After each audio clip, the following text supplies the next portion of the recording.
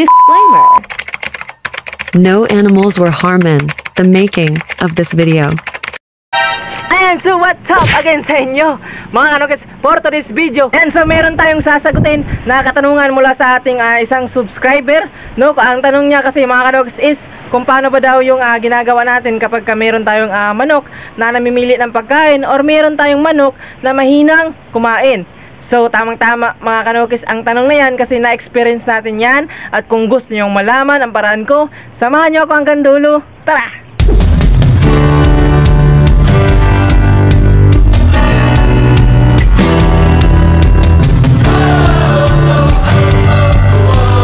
Siya nga pala, dahil tanghali ngayon, paisnakin ko muna yung aking mga alaga ng mga pasisiw. Dito sila oh. Ayan, so nakalak na to.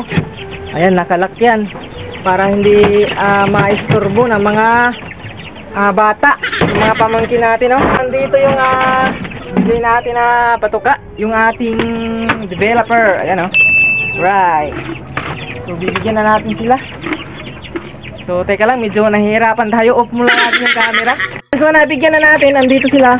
Wow! Ating mga pasisiw na maiilap. Yan. Siyempre yung ating sisiw naman ng ating nandudun. Ayun oh. Ayan, medyo sa ganun makakain kasi tanghali.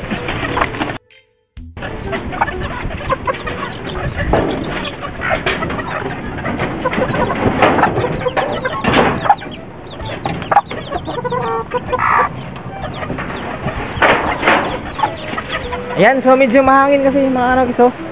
Mahangin yung panahon kaya medyo binaba natin yung plain scene nang sa ganun hindi mahanginan yung ating mga inalagaan. Ayan oh, napakahangin oh.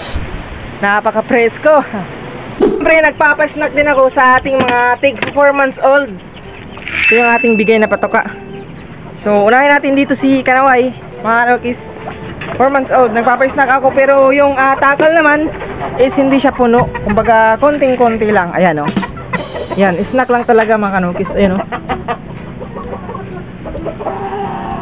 So andito tumungo na tayo sa ating topic for today. Kasi nga meron tayong isang subscriber na nagtanong kung paano patakawin, kung anong gawin kapag namimili ng pagkain yung ating mga inalagaan na, ayan, mga nukis. Dito oh, si Buyugin. Ayan. So sa experience natin mga kanokis no, is kapag meron tayong mahinang kumain na manok at kung meron tayong namimili ng pagkain is alamin muna natin kung ano yung pinakadahilan kung bakit siya mahina kumain, kung bakit siya mamimili ng pagkain. Kumbaga pellets lang yung kinakain at siyempre meron ding grains yung kinakain, tinitira yung pellets. Yan ang mga pangyayari sa ating pag-alaga ng manok. Unang-una natin gawin, alamin muna natin kung bakit mahina kumain yung ating mga inalagaan ng mga manok. Siyempre, tingnan natin yung kanilang sitwasyon. Kapag na-assure muna na walang sakit yung ating mga inalagaan ng mga stags, ayan, walang sipon, walang halak, o kahit na ano pa man, is ito na yung dapat natin na gawin kapag namimili or mahina kumain yung ating mga inalagaan ng manok. I-fasting mo agad mga kanokis no. So ang ginagawa ko is finasting ko agad. So wag mong ibaba yung pride mo. Kumbaga taasan mo yung pride mo. Kumbaga hindi siya kumain, namimili siyang pagkain, wag mo bigyan ng pagkain. At siyempre sabayan mo na din ng pagpupurga. So ayan, sinasabayan ko na din ng pagpurga. Ang gamit ko naman na pagpurga is yung ating astig at siyempre tatlong magkasunod na araw na bacterial flushing. Mga kanokis na sa ganun, healthy talaga or ma-wash out talaga yung anuman na nasa loob ng ating mga inalagaan. Nang sa ganun medyo maganda yung panunaw nila. Nang sa ganun mabilis kumain, hindi namimili ng pagkain. Alright? Ayan, so hindi naman sa pagmamagaling, siyempre na-experience kasi natin yan. Yung mga common na nangyayari kapag ikaw ay nag-aalaga ng manok at bilang respeto na din kasi tayo isang content creator na gumagawa ng mga video at bilang meron na nagtanong sa atin, kaya siyempre dapat magkaroon tayo ng communication sa ating mga taga-supporters no. Hindi dapat natin mga inaaway yung mga yan, hindi nga sila yung nagbibigay ng suporta sa ating mga channel dito sa ating mga ginagawa ng mga content. Ayan, sila yung mga nandyan upang manood, mag-like, mag-comment, mag-share. Right? So siyempre na-experience din kasi natin yung mga ganun na pangyayari, kaya sinishare ko lang sa inyo mga kanokis yung mga ganoong sitwasyon na naranasan din natin sa ating mga inalagaan na manok. Kasi nga mahirap din kasi kapag ganyan yung nangyari mo. Halimbawa yung manok mo nagpatuka ka, hindi mo alam na hindi na pala natunawan, tumutuka, kinabukasan nagpatuka ka, hindi na kumain. Ayan, kapag kinapa mo, ayan, medyo busog talaga, hindi natunawan. So sa ganyang sitwasyon, nalalaman agad natin kasi nakakapa natin, no? So sa ganyang sitwasyon, nalalaman natin kung bakit mahinang kumain, hindi tumutuka, kasi nga nakakapa natin dito. At syempre kapag sa loob naman yung problema, hindi natin alam yan. Syempre malakas yung manok, nakikita natin na malakas. At doon na nga, hindi kumakain, namimili ng pagkain. Kaya yan yung ginagawa natin, yung na-share ko sa inyo sa ngayon. Kapag ganyan yung nangyari sa manok mo, is nakikita mong healthy naman, is yun na nga, i-fasting mo na agad, purgahin mo na agad, bacterial flushing ng 3 araw, yun na.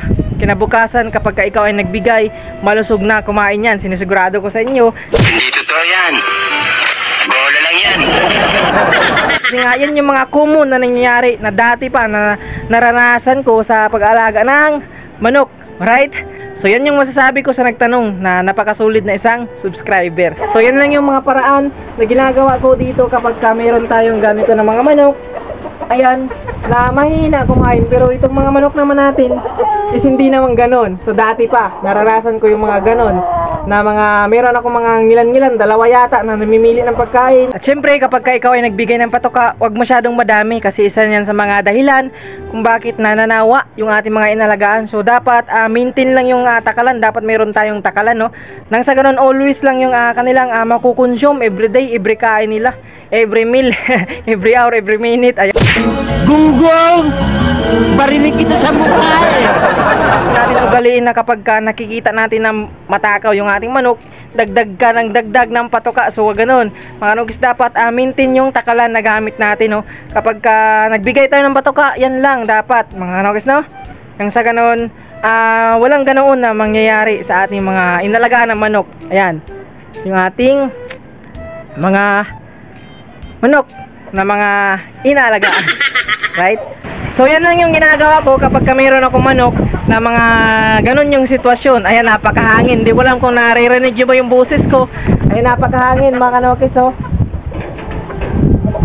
malakas yung hangin at maingay. So sa patoka naman na gamit ko, ayan, kung napapansin nyo, magkahalo siya na pellets sa grains.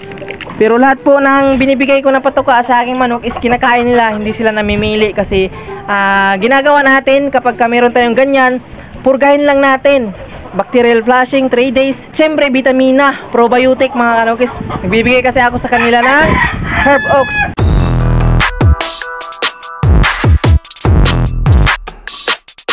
Siyempre kapag maganda yung panunaw nila, maganda yung digestive system ng ating mga inalagaan na manok, matakaw sila kasi nga mabilis manunaw. Pagka matakaw, healthy mga kanokis, no? Right? Ito yung mga inalagaan natin sa ngayon. At silipin nga pala natin kung ilan na yung itlog ng ating mga pellets. Ayan yung kanilang ka-partner, oh. Si Pumpkin andito mga kanokis, medyo malapit-lapit na talaga to, maglimlim. So dito, ayan, meron tayong 5. At dito naman, so meron na tayong 4. At syempre nga pala, kaninang umaga nakita ko si SBR na nagkahig-kahig ng kanyang pugad. So tara, silipin natin. Andito si SBR mga kanokis, oh. So nakita kasi natin kaninang umaga. Ayan siya, oh. Yan, so ngayon silipin natin yung pugad niya, kung positive ba na umiitlog. Ayan. So andito. So ayan, kumpirmado mga kanokis, umitlog na naman si ating SBR na pulit. Ayan. So ang binibigay ko sa aking mga pulit na umiitlog is walang iba, yun atin pa din na Herb Oaks mga kanokis. Kaya ayan, oh, medyo healthy yung ating mga pulit sa ngayon, oh, mga inahin. Yan, napakaganda mga kanokis ng panahon. So andun yung ating mga pig performance. So napa-snack na natin kanina. Naiwan ko pala yung patoka, oh. Ayan, so naiwan natin yung patoka. So ngayon naman, tapos na tayong nagpa-snack, bibigyan natin sila ng patubig mga kanokis. Pero di na natin papakita sa video kasi medyo mahaba-haba na. yung ating video. At syempre magsha-shoutout pala tayo. Shoutout ka pala kay Rachel Pagalan at kay Bibiano Maderaso. Shoutout naman kay Davidson Donoso from Siargao. Shoutout na rin kay Tim Yanoy. Shoutout kay Eric Perpinya. Shoutout na rin kay Bungguro from Aurora. Ayan. So hanggang dito na lang for today's video, mga kanokis, no? Maraming salamat sa lahat ng nag-subscribe, nag-like, nag-comment, nag-share, at sa lahat ng mga nanood sa ating gawang video sa Peace Out.